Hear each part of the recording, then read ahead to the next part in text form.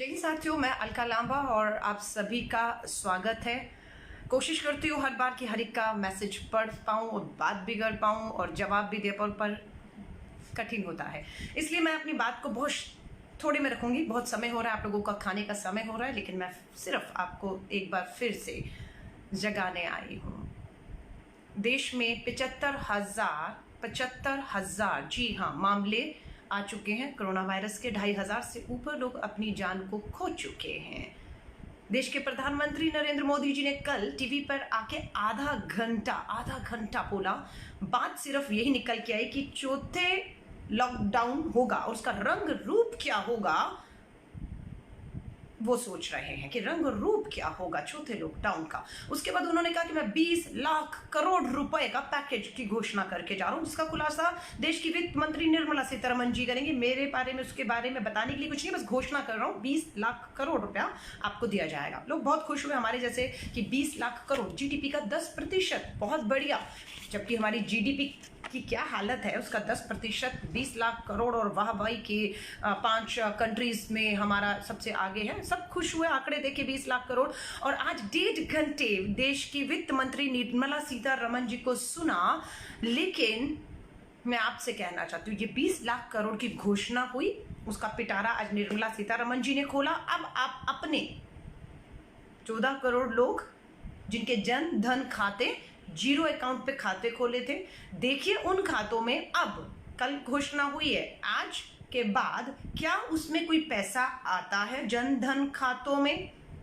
500 रुपया डाला था, लेकिन 500 रुपए में जिसकी नौकरी चली गई, जिसका घर बार छूटकर, जो मजदूर, जो किसान, जो कामगार सड़कों पर मीलों चल रहे हैं अपने घर पहुंचने के लिए, मात्र 500 रुपए में जिन्होंने इस पैकेज की घोषणा करके 500 रुपया जनधन खातों में डाला, मैं उनसे कहूंगी एक महीना तो छोड़िए, एक दिन उस 500 रुपए से चलाकर दिखा दीजिए आज के दौर में, तो गरीब मजदूर से हम उम्मीद कर लेंगे। 20 लाख करोड़ में हमें उम्मीद थी कि साफ सी बात कर रही हो। सबसे बड़ा हाल था कि 13 करोड़ जनधन खातों में, हर खाते में 7,500 डाल दीजिए, 65,000 करोड़ बनेगा। और एक महीना सब गरीब मजदूर जिनके जनधन खाते हैं वो एक महीना कम से कम अपना निकाल पाएंगे और सरकार के पास अपने आप को पैरों पे, अपनी अर्थव्यवस्था को खड़ा करने का समय मिलेगा।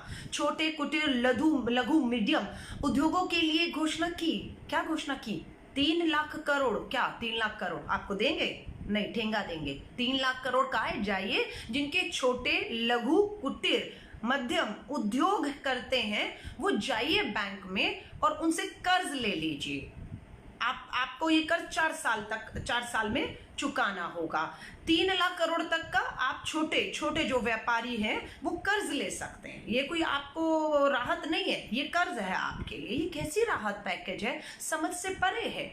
और जिन छोटे लघु कुटीर उद्योग वालों को कहा गया कि जाइए बैंक में, बिना गारंटी के 3 लाख करोड़ रुपया हमने घोषणा कर दिया, आप उनसे ले सकते हैं। उन्होंने कहा पैसा तो कर्ज तो ले लेंगे, लगाएंगे का? हमारे उद्योग में जितना भी हमारा कामगार मजदूर था वो तो फैक्ट्री छोड़कर चला गया, क्योंकि आपने जब लॉकडाउन की घोषणा की थी तब अगर ये मदद हमें दे दी होती तो तब शायद हम उन्हें यहीं पर रोक पाने में, यहीं पर उनका खाना पीना, उनकी तनख्वाहें जो हम नहीं दे पा रहे थे बंद होने पर, हम दे पाते तो शायद वो रुक पाते। लेकिन वो यहाँ नहीं रुके। सुप्रीम कोर्ट में लिख कर दिया केंद्र की मोदी सरकार ने कि कोई भी कामगार मजदूर सड़कों पर नहीं है। कोरा झूठ। आज भी मजदूर परिवार के साथ, बच्चों के साथ, गर्भवती महिलाएं सड़कों पर मीलों का सफर तय कर रही है अपने घर तक जाने के लिए। आज भी लड़ाई पड़ी हुई है कि 85% ट्रेन का किराया केंद्र देगा, ऑनलाइन टिकटें बुक होंगी। अब बेचारा गरीब मजदूर जिसको घर जाना है, वो आपका हाईटेक मोबाइल लेकर तो बैठा नहीं है कि अपना ऑनलाइन जाएगा और टिकट बुक करेगा, या सरकारें उसको ऑनलाइन कह रही हैं। कितना कठिन कर रहे हैं हम उसके लिए, उसकी जिंदगियों को। 20 लाख करोड़ में किसी को कुछ नहीं मिला। 90,000 करोड़ बिजली कंपनियों को राहत के लिए, बिजली कंपनियों को। आपके बिजली के बिल कम नहीं होंगे, आपसे बिजली के पूरे बिल वसूल किए जाएंगे। आपसे जो टैक्स लिया जाता है उसमें कोई कमी नहीं है, जीएसटी में कोई कमी नहीं है, पेट्रोल डीजल के दाम में कोई कमी नहीं, गैस के सिलेंडर के दाम में कोई कमी नहीं, आपके खातों में सीधा पैसा डालना है बिल्कुल भी नहीं, किसी गलतफहमी में मत रहिएगा। हमने तो सिर्फ सुझाव दिया, हम आलोचना नहीं कर रहे, हम आपको सुझाव दे रहे हैं। क्योंकि अगर आप लोग बार बार चीखते हैं भाजपाई 70 साल कांग्रेस ने राज किया है, तो 70 साल राज जिसने किया है उसके पास कुछ अनुभव तो होगा।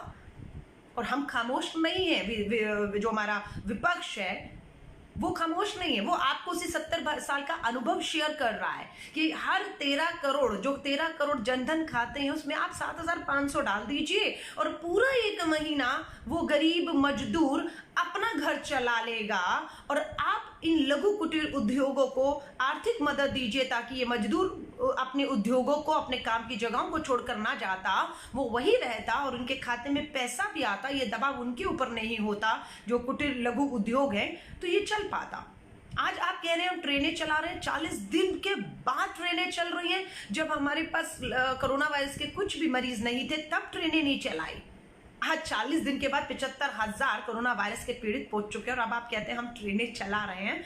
अच्छी बात है चला रहे हैं, पर बहुत देर कर दिया आपने इन ट्रेनों को चलाने के लिए। और आज एक और जनता की जीत हुई है। 40 दिन के बाद देश के प्रधानमंत्री नरेंद्र मोदी जी को झुकना पड़ा, क्योंकि उनके 2014 के जो चुनावी भाषण के वीडियो थे, भाइयों और बहनों, देश का पैसा है, सरकारों को जवाब देना चाहिए नहीं देना चाहिए कि जनता का, देश का पैसा कहां खर्च हो रहा है। प्रधानमंत्री नरेंद्र मोदी जी के 2014 के चुनावी भाषण थे, लोगों ने वीडियो निकाले, खोजे और उन्हें 2020 6 साल बाद उन्हें याद दिलाया, प्रधानमंत्री जी आप खुद ही तो कहते थे कि पारदर्शिता होनी चाहिए, जनता का पैसा है, जवाबदेही होनी चाहिए, तो आप क्यों पीएम केयर फंड को छुपाए बैठे हैं कि किसने कितना पैसा दिया, आपने कहां कहां खर्च किया है। और उसका चेहरा बने राहुल गांधी और पूरी कांग्रेस ने विपक्ष का धर्म निभाते हुए हमला किया। बिल्कुल पीएम केयर फंड की पारदर्शिता लाइए, कितना फंड कहां से आया, कहां खर्च करे, क्यों नहीं आप देश को बता रहे हैं। आज देश के प्रधानमंत्री को जनता के सामने, देश के सामने झुकने पर मजबूर होना पड़ा।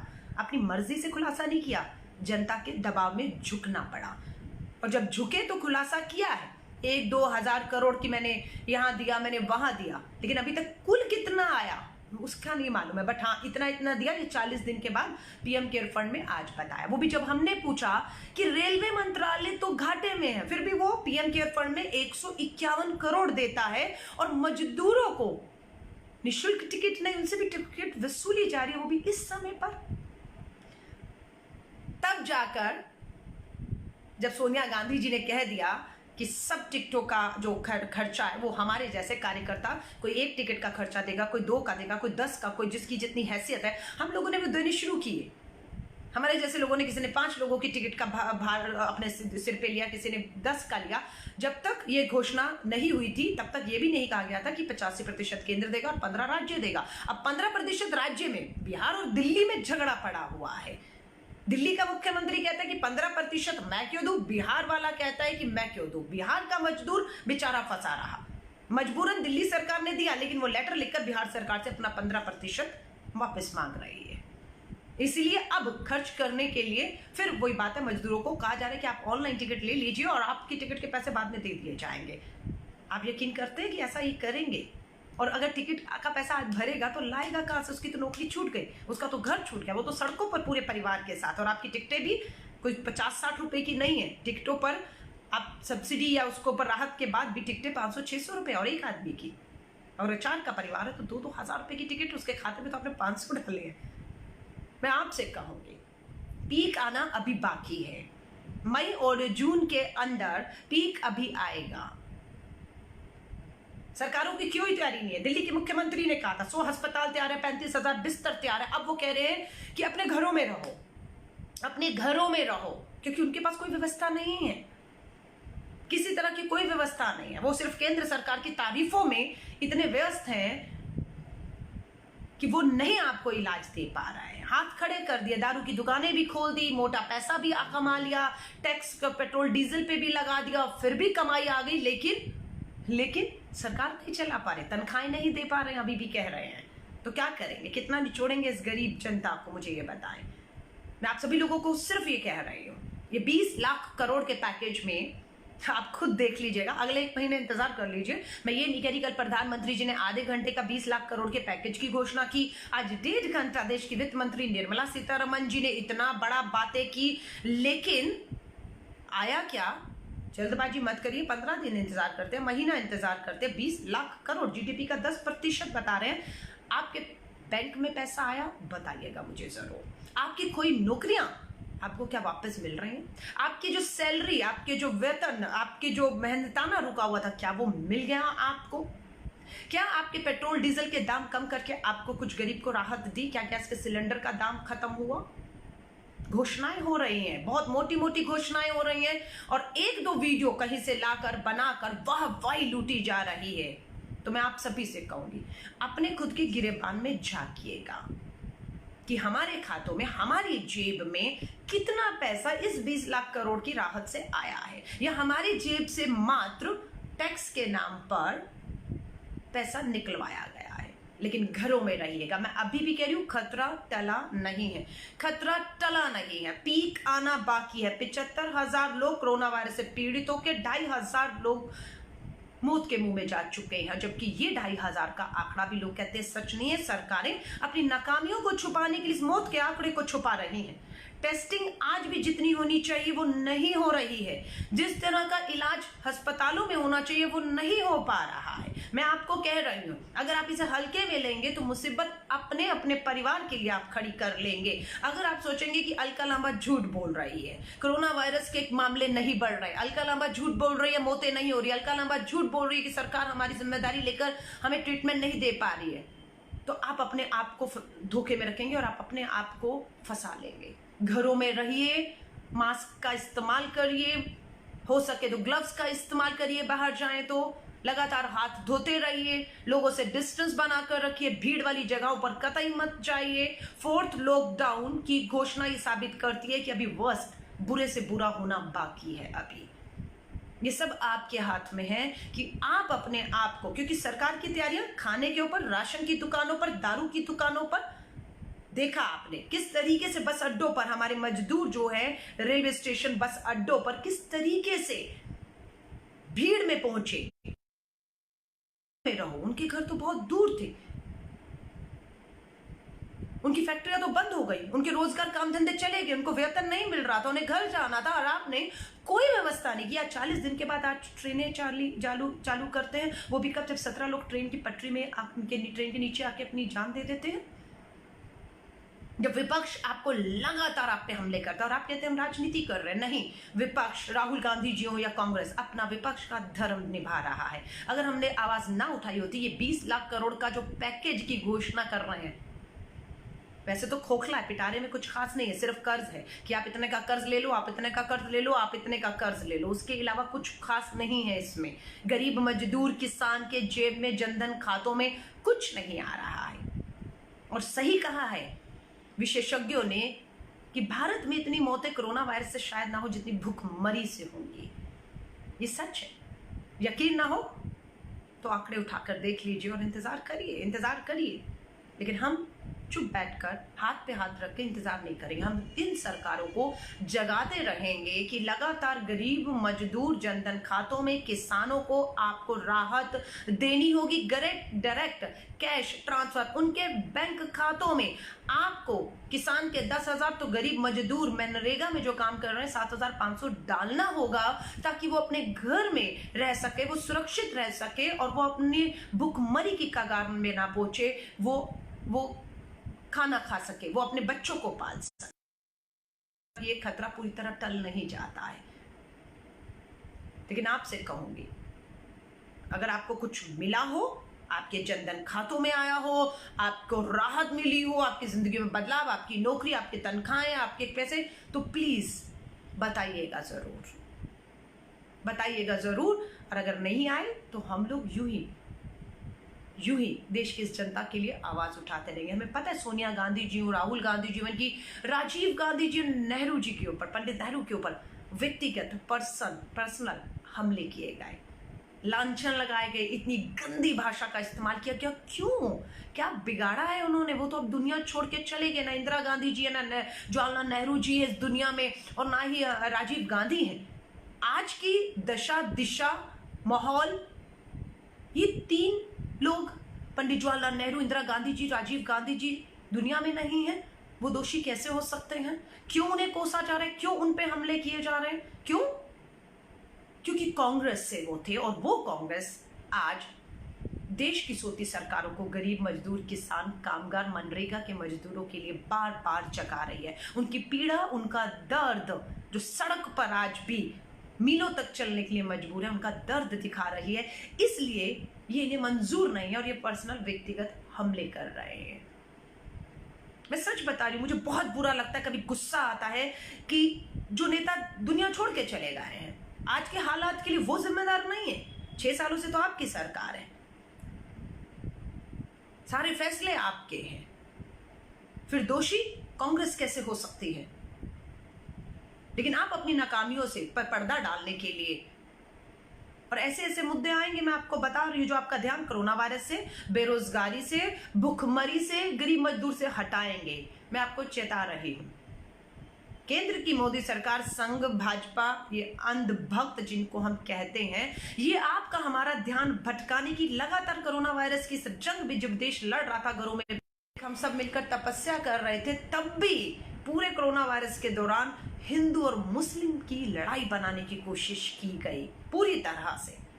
और आज भी मैं आपसे कह रही हूं, इन मुद्दों से ध्यान भटकाने के लिए चाइना का बॉर्डर हो, पाकिस्तान का बॉर्डर हो, मुद्दा बनाया जाएगा, पर अपने सेना के जवानों पर, जांबाज जवानों पर, जो अपनी जान पर खेल रहे हैं, उन पर यकीन रखिएगा कि हमारे भारतीय सेना के जांबाज जवान इस देश की आन पर आंच नहीं आने देंगे। पूरी मुस्तैदी से हमारे जवान अपनी जान पर खेल के सरहद, चाहे वो चीन की सरहद हो, चाहे वो पाकिस्तान की सरहद हो, वहां पर डटे हुए हैं। इसलिए वो ये चाहता होगा जवान कि आप देश के भीतर जो लड़ाई लड़ रहे हैं, कम से कम उसमें धर्म मत लाएं, कम से कम उस कोरोना वायरस, बेरोजगारी, भुखमरी से देश का ध्यान भटकने मत दीजिए। वो देश की सरहद पर रहे तो आप और हमें सरहद के भीतर रहते हुए उस शोषित गरीब जो है, आम जो बेरोजगार है, उसकी आवाज को सरकार के सामने उठाते रहना है। 90,000 टेक्निकल इंजीनियर सेना में 90,000 नौकरियां खत्म कर दी गई हैं। 90,000 सेना की नौकरियां खत्म। मेक इन इंडिया का नारा दिया था आपने, मेक इन इंडिया, क्या कहता था? स्वदेशी, मेक इन इंडिया, लोकल, सब एक ही तो चीज है। इसमें कोई अंतर है? मुझे नहीं समझ आ रहा है, मुझे नहीं समझ आ रहा है। मेक इन इंडिया मतलब भारत में बना, भारत में मतलब बना स्वदेशी, स्वदेशी मतलब लोकल। लेकिन आप हमेशा क्या करते हैं, दिखाते तो ऐसे कि कोई नई चीज लेकर आ रहे हैं, कोई नई चीज लेकर आ रहे हैं, लेकिन जब हम उसे देखते हैं तो वो पुरानी चीज ही होती है। मेक इन इंडिया 6 साल पहले, स्वदेशी तो महात्मा गांधी जी के समय पर, उससे बड़ा स्वदेशी का कांग्रेस महात्मा गांधी जी ने। साइमन कमीशन जब आया था तो हम लोगों ने पूरे अपने विदेशी सामानों को जला दिया था, और हम कांग्रेस ने शुरुआत की खादी से, जिसका प्रचार प्रधानमंत्री जी ने किया, पर भाजपा के नेताओं ने खादी नहीं पहना। कांग्रेस के नेता आज भी पहनते हैं। ये स्वदेशी का नारा था। लोकल किसने कब रोका आप लोगों को? हम तो कहते हैं कि जो भी सामान वहां से आ रहा है, जो हमारे यहां बन सकता है, उसे आप बैन कर दीजिए। जब आप उसे रोक देंगे तो मजबूरन यहां पर बनाना ही पड़ेगा आपको। लेकिन हमेशा घोषणाएं, स्वदेशी, लोकल, मेक इन इंडिया, कौन मना करता है? किसने किसको रोका है? लेकिन आप मदद तो कीजिए। आप मदद नहीं करते, आप सिर्फ कोरे नारे करते हैं, कोरी घोषणाएं। 6 साल से पूर्ण बहुमत की स्थिर सरकार है, आप इतने मजबूत नेता हैं प्रधानमंत्री नरेंद्र मोदी जी। 6 साल में मेक इन इंडिया, मास्क के लिए, ग्लव्स के लिए हमें चाइना का मोहताज होना पड़ा। आज जाकर 40 दिन के लॉकडाउन के बाद जब किसी के लिए कुछ बचा नहीं, तो लोगों ने घरों में बैठकर खुद ही कपड़े के मास्क बनाना शुरू कर दिए, और उसे आप अपनी जीत बता रहे हैं। खुद ब्रांडेड हो, कोट हो, लाखों करोड़ों रुपए के जहाज बाहर से बंद करा रहे हैं आपके लिए, लेकिन आम गरीब आदमी को स्वदेशी बिल्कुल करना चाहिए। मैं आपको कह रही हूं, बहुत अच्छी सोच है ये स्वदेशी की। जो स्टार्टअप्स हैं, मैं कहूंगी स्टार्टअप्स हैं, आप शुरू करिए अपना कुछ काम धंधा शुरू करिए, आप घरों में करिए। कर्ज की बात है, बिना गारंटी के छोटे कुटीर लघु उद्योगों को कर्ज देने की बात। कर्ज मैं आपको ध्यान दूं, आपको ये चुकाना पड़ेगा। आपका काम धंधा चले ना चले, आपने जो कर्ज लिया वो डूब जाए, ये माफ नहीं किया जाएगा। कर्ज माफ नहीं किया जाएगा, ना किसान का, ना गरीब, ना छोटे लघु कुटीर उद्योग वाला जो कह रहे हैं 3 लाख करोड़ का कर्ज ले लीजिए, ये कर्ज डूब गया तो माफ होगा। नहीं नहीं नहीं, आपकी चमड़ी उधेड़ लेंगे, माफी चाहूंगी। आप नीरव मोदी, मेहुल चोकसी, ललित मोदी, विजय माल्या नहीं है जिनका 65,000 करोड़ आरबीआई से कह के माफ करा दिया जाएगा। समझ लीजिएगा, आपको ये काम कर्ज लेकर करना है, अपनी जिम्मेदारी पर आत्मनिर्भर। आपने सुना ये शब्द आत्मनिर्भर? जो मीलों चल रहे हैं सड़कों पर, पांव पे छाले पड़ गए, जिंदगियों से हद हो गए, मौत के मुंह में चले गए, उन्हें आत्मनिर्भर बनना की बात वो सिखा रहे हैं जो 8,000 करोड़ का जहाज खरीद रहे हैं, लाखों के चश्मे, कोट और सूट और बूट पहनते हैं। वो उस गरीब जिसके तन पे कपड़ा नहीं है, जो मीलों चलता है, वो किसान, उसको आत्मनिर्भर बनने की बात आज कही जाती है। वो आत्मनिर्भर है, आपने मोहताज कर दिया है उसे। मोदी जी, आपने मोहताज बना दिया है उसे।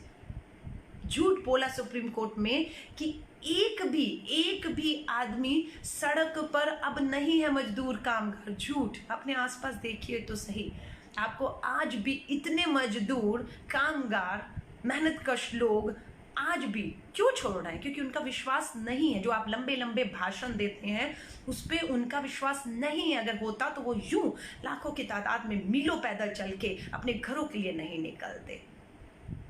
विश्वास की कमी है। क्यों नहीं विश्वास पैदा कर पाए?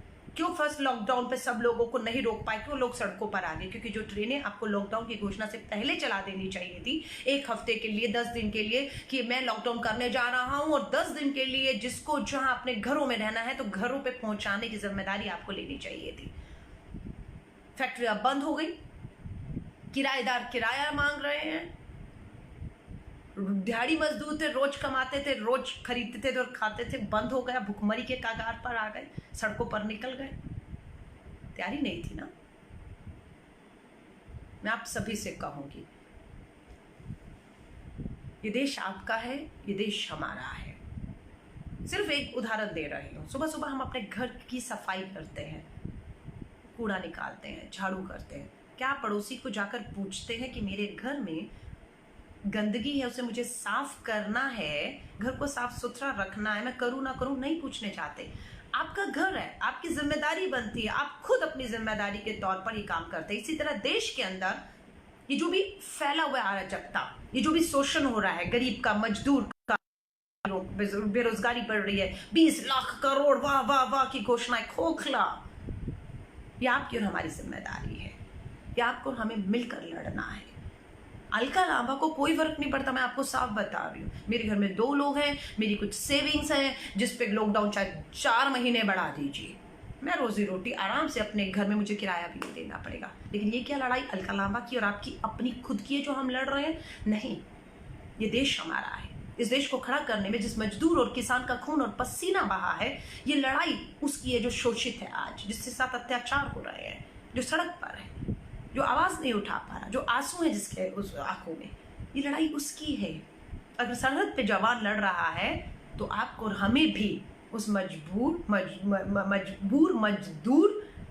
उस किसान, उस शोषित पीड़ित के लिए आपको हमें उनकी आवाज बनकर आज इस सरकार को लगातार जगाना है और कहना है कि आपको इनकी मदद करनी ही होगी। लाखों करोड़ों लोग उद्योग छोड़कर जा गए, अपने अपने शहरों की, अपने गांव, अपने घर चले गए हैं। फैक्ट्रियां आप कहते हैं कर्जा लेकर खोल लीजिए, वो कह रहे हैं कर्जा तो लेंगे, फैक्ट्री भी खोल लेंगे, मजदूर नहीं है। मजदूर तो चले गए अपने घरों में क्योंकि वो भुखमरी के कगार पर आ रहे। तो मैं कर्ज लेकर फैक्ट्री खोल के करूंगा क्या? फैक्ट्री चलेगी नहीं तो वो कर्ज मैं चुकाऊंगा कैसे? और आप नीरव मोदी अपने पूंजीपतियों भाई की तरह मेरा कर्ज माफ नहीं करेंगे। मैं इस कर्ज में डूब कर मर जाऊंगा, किसानों की तरह आत्महत्या कर लूंगा। इस डर से वो जो छोटा छोटा व्यापारी था वो भी कर्ज लेते हुए डर रहा है, वो कर्ज नहीं ले रहा है। इसीलिए एक ही आलोचना नहीं, सुझाव देकर वापस इस बात को खत्म करूंगी। न्याय योजना के तहत मैं सबसे कह रही हूँ, मास्टर स्ट्रोक हो सकता है। 13 करोड़ जो गरीबी रेखा से नीचे और भुखमरी की तरफ चले गए, सिर्फ उन 13 करोड़ जनधन खातों में 7,500, सिर्फ 7,500 अगर आप डाल देते हैं तो पूरा 1 महीना 30 दिन वो आदमी भुखमरी से नहीं मरेगा। वो अपना घर परिवार बिना रोजगार, जिसका बेरोजगार हो गया, जिसकी तनख्वाह नहीं है, वो अपना गुजारा कर लेगा और उस 1 महीने में आप अपनी अर्थव्यवस्था को पटरी पर ला सकते हैं। वो 1 महीना वो घर पे भी रह सकता है, क्योंकि ये महामारी अभी बढ़ेगी। लेकिन आप ये नहीं कर रहे। मात्र 500 रुपया जनधन खातों में डाला, मात्र 500, 1 महीना चलाने के लिए 500 रुपया। किसानों के खातों में 2000 रुपये, बस घोषणा हुई 20 लाख करोड़ की। कुछ भी कहिए, देश मेरा है, देश हमारा है, ये लोग हमारे हैं, ये पीड़ित हैं, शोषित हैं, आवाज नहीं उठा पाते। इनकी आवाज बनकर आपको और हमें विपक्ष के धर्म निभाते हुए इनका हक इन्हें दिलाना है। इनकी जिंदगियों में जो विपदा आई है और आप और हमें कोरोना वायरस से लड़ते हुए बाहर निकलना है। मैं थोड़ी सी कोशिश करूंगी, अगर आप लोगों में से कोई भी मैंने कभी ऐसे बात की नहीं है, लेकिन अगर आपके कोई प्रश्न, मैं कोशिश करूंगी उसको पढ़कर अगर आपके जवाब दे पाऊं। बकवास के प्रश्न पूछेंगे तो मैं अपना टाइम जाया नहीं करूंगी, लेकिन आपका कोई ऐसा प्रश्न हो तो मैं जरूर उसका जवाब दूंगी। लेकिन मैं ये कहूंगी, एक रहिएगा, इस कोरोना वायरस की लड़ाई को हिंदू मुस्लिम की लड़ाई मत होने दीजिएगा। ट्विटर हैंडल पे चल रहा था अखंड भारत।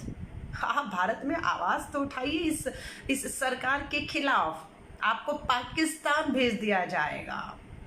समझ रहे हैं आप मेरी बात को? अखंड भारत चाहिए। अखंड भारत मतलब पूरा अफगानिस्तान, पाकिस्तान, बांग्लादेश, म्यांमार सारा हमारा हिस्सा है। अखंड भारत चाहिए। लेकिन 130-135 करोड़ का भारत क्या संभल रहा है? क्या उन्हें रोटी खिला पा रहे हैं? क्या उन्हें रोजगार दे पा रहे हैं? क्या उन्हें पक्का मकान दे पा रहे हैं? क्या उनके बच्चों को अच्छी शिक्षा, स्वास्थ्य दे पा रहे हैं? नहीं दे पा रहे हैं। लेकिन चाहिए क्या?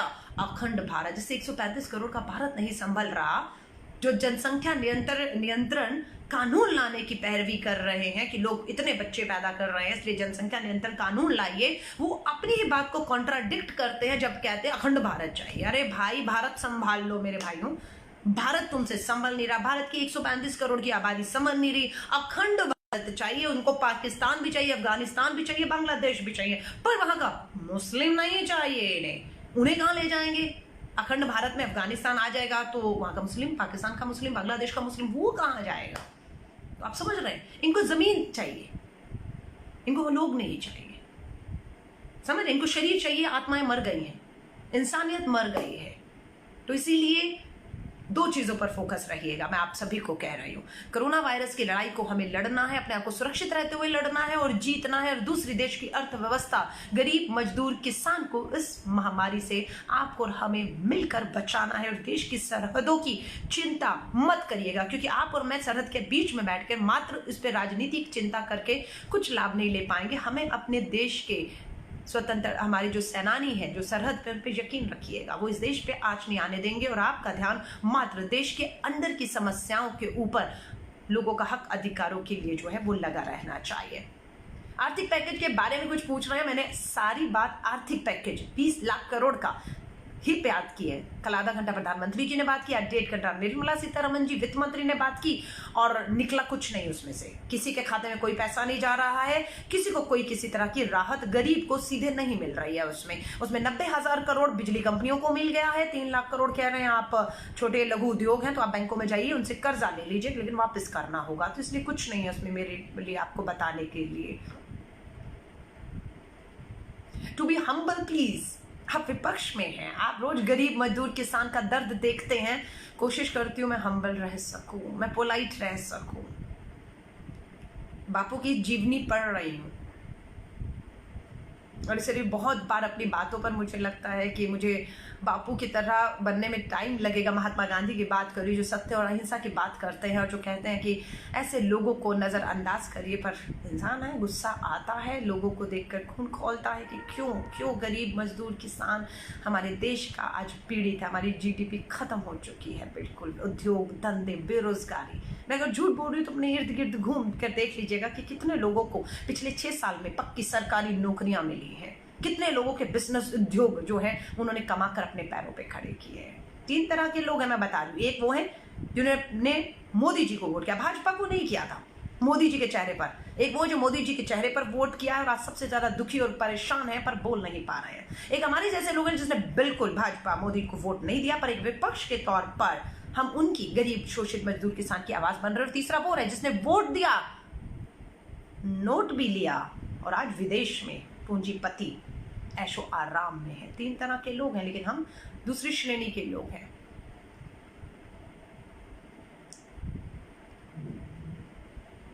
कुछ लोग महात्मा गांधी जी के ऊपर बात कर रहे हैं, मैं माफी चाहूंगी, फिर मुझे गुस्सा आता है जब आप देश के राष्ट्रपिता महात्मा गांधी जी के त्याग, बलिदान, नेहरू जी और महात्मा गांधी, माफी चाहूंगी, बहुत गुस्सा आ रहा है, लेकिन फिर भी अपने कंट्रोल कर रही हूँ। इतिहास पढ़िए उनका, इतिहास पढ़िए, आपको समझ आएगा। कहीं चाय की दुकान नहीं लगाते थे, करोड़ों की संपत्ति थी नेहरू जी और उनके पिताजी मोतीलाल नेहरू के पास, करोड़ों की संपत्ति आती, लेकिन सब ऐशो आराम छोड़कर, अपनी संपत्तियों को छोड़कर देश के लिए दान करके 27 साल पंडित जवाहरलाल नेहरू जेल में रहे। 27 साल देश की आज़ादी के लिए लड़े, अंग्रेजों से लड़े। सावरकर और गोडसे की तरह गद्दार अंग्रेजों की दलाली नहीं की थी। इसलिए इन पे बोलने से पहले अपने गिरेबान में चढ़िए। औकात नहीं है हम लोगों की, औकात नहीं है कि हम महात्मा गांधी, पंडित जवाहरलाल नेहरू का, सरदार पटेल का, भगत सिंह का, राजगुरु सुखदेव चंद्रशेखर का, इनका नाम अपनी जबान, गंदी जबान से आप ले, संघ ही ले। क्योंकि मुखबरी की, जब कांग्रेस थी आज़ादी से पहले, तब संघ भी था। कांग्रेस के पास इतिहास है बलिदानों का, संघ के पास एक इतिहास नहीं होगा, एक ऐसी कुर्बानी नहीं होगी, एक आदमी इनका फांसी के तख्ते पे नहीं होगा। लेकिन अंग्रेजों की दलाली करते हुए खत्म होगा ये सभी लोग। इसलिए मैं कहूँगी, मैं साइंस की स्टूडेंट रही हूँ, विज्ञान की स्टूडेंट रही हूँ, क्योंकि मेरा हमेशा जो इंटरेस्ट रहा है वो भविष्य में रहा है। मैं हमेशा भविष्य की तरफ देखती रही कि आज क्या किया जाए कि हमारा भविष्य बेहतर हो।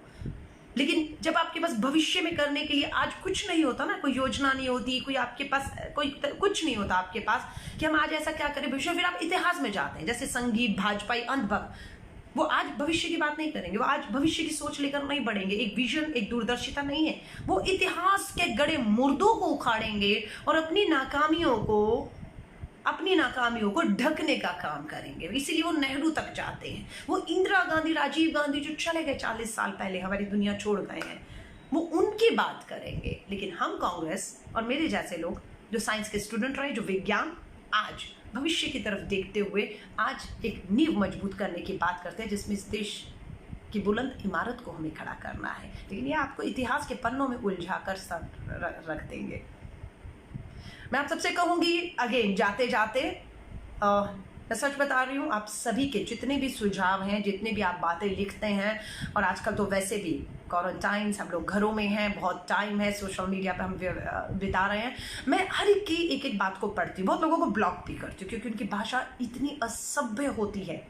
बेटी हूँ, माँ हूँ, इसीलिए बहुत लोगों को मुझे अभद्रता, गंदी गालियाँ, ब्लॉक करने पर मजबूर होना पड़ता है। और बहुत लोगों के सुझाव मुझे सच में, कई बार मैं जब बात करती हूँ तो बहुत सुझाव उसी बातों में आपको दिखते भी होंगे कि ये सुझाव आपने मुझे दिया था, ये मेरी बात नहीं थी, आप ही की बात थी जो मैं कह रही हूँ करके। लेकिन मैं आप सभी से कहूँगी, अपना संयम बना कर रखिए, एक रहिए। इस हिंदू मुस्लिम सिख ईसाई की लड़ाई में कुछ नहीं पड़ा, इंसानियत और इंसान से बढ़कर कुछ नहीं है, कुछ नहीं है, मैं बता रही हूँ। और जिसकी मदद कर सकते हो करिए, बहुत सुकून मिलेगा आपको, बहुत सुकून मिलेगा। मैं भी जितने लोगों की मदद कर सकती हूँ कर रही हूँ, लेकिन रोज आना वीडियो बना कर डालूंगी तो लोग कहेंगे कि ये दिखावा कर रही है, इसलिए कोई दिखावा नहीं कर रही हूँ।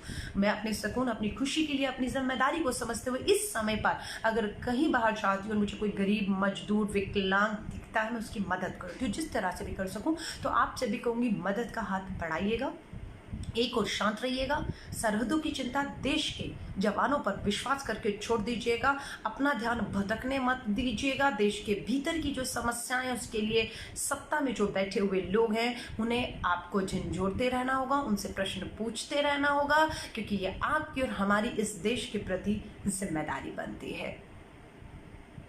आपसे आज बहुत लंबी बात हो गई, एक बार फिर आप सभी के लिए दुआएं करती हूँ, शुभकामनाएं देती हूँ आप सभी को, और कोशिश करूँगी आपसे दोबारा जुड़ने की जो है, और सभी लोगों से उम्मीद करती हूँ हमारे जो भाई उनके रमज़ान बहनों के रमज़ान का पवित्र महीना अच्छा जा रहा होगा। उनके लिए दुआएं करते हैं। और मैं एक बात ज़्यादा से फिर मुझे याद आ रही, कहकर जा रही हूँ। लोग कहते हैं हम हिंदू विरोधी, मैं हिंदू हूँ, और कहते हैं आप हिंदू विरोधी हैं। मैं कैसे हिंदू विरोधी हूँ? मेरा हिंदू धर्म किसी भी दूसरे के धर्म को नीचा दिखाना, उसका अपमान करना नहीं सिखाता है। और अगर मैं वो करती हूँ कि मैं ईसाई धर्म, बौद्ध, जैन, मुस्लिम धर्म, इन सब का सम्मान करती हूँ, इनके धर्म का सम्मान करती हूँ, और अगर मैं इनके धर्म का सम्मान करती हूँ तो मैं ये करके अपने धर्म का भी सम्मान करती हूँ। लेकिन कुछ लोग ऐसे हैं, क्योंकि मैंने हिंदू धर्म के खिलाफ कभी कभी एक शब्द नहीं कहा है, कभी एक शब्द नहीं हिंदू धर्म के खिलाफ का, फिर भी मैं हिंदू धर्म के खिलाफ क्यों हो गई? क्यों? क्योंकि मैं दूसरे धर्मों का अपमान नहीं करती, उन्हें नीचा नहीं दिखाती, इसलिए मैं हिंदू धर्म के खिलाफ हो गई कुछ की नजरों में। और वो हिंदू धर्म के रक्षक हो गए जो दूसरे के धर्म को गाली देकर उन्हें नीचा दिखाते हैं और अपने धर्म का वो सोचते हैं इस तरीके से वो मान बढ़ा रहे हैं। कहीं कोई भी अपराध हो, मैं कहती हूँ आप क्यों उसकी जाति, उसका धर्म देख रहे हैं? अगर किसी ने भी अपराध किया है और कानून की किताब के मुताबिक उस अपराधी कोई भी हो, किसी भी तरह का भेदभाव नहीं होना चाहिए, उसके खिलाफ सख्त से सख्त कार्रवाई होनी चाहिए। लेकिन मैंने देख लिया है कि अपराध को भी लोग श्रेणियों में बांट देते हैं कि हिंदू का ने किया अपराध है, मुस्लिम का किया अपराध है, इस पे क्यों नहीं बोले, उस पे क्यों नहीं बोले। अपराध को अपराध की नज़र से देखिए, इंसान को इंसान की नज़र से देखिए, और कानून को मजबूर करिए कि कानून अपना काम करे, चाहे अपराधी कोई भी हो, न्याय होना चाहिए इस देश में। तो आप सभी से कहूँगी, इसलिए मैं हिंदू हूँ, मुझे अपने हिंदू होने पर गर्व है, और मेरा धर्म ये सिखाता है कि मैं किसी दूसरे के धर्म को कतई भी नीचा ना दिखाऊं, और इसी में मेरे धर्म का भी सम्मान होता है। तो आप सभी से कहूँगी, इन लड़ाइयों में मत पड़िए, इसमें कुछ नहीं रखा हुआ, मैं अपने अनुभव से बता रही हूँ, कुछ नहीं रखा हुआ इन छोटी छोटी सोच, मानसिकता, लड़ाई, धर्म, जातियों में कुछ नहीं रखा हुआ। अपनी सोच ऊंची कीजिए, मदद का हाथ सबके लिए, इंसानियत के नाते आगे बढ़ाइए।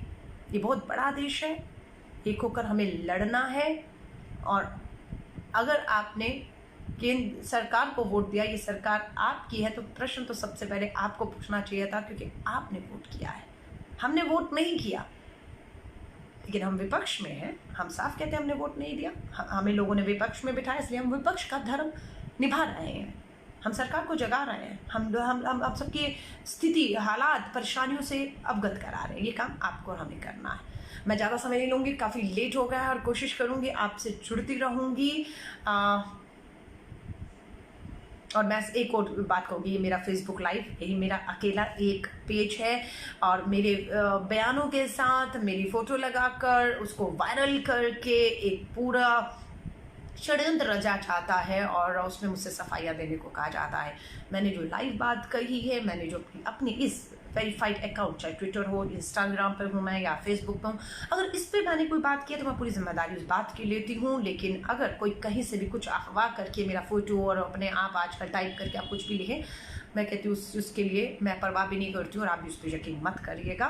मेरी शुभकामनाएँ, अपने परिवारों के साथ रहें, सुरक्षित रहें, खुश रहें, यही मेरी शुभकामनाएं हैं। जय हिंद, जय भारत।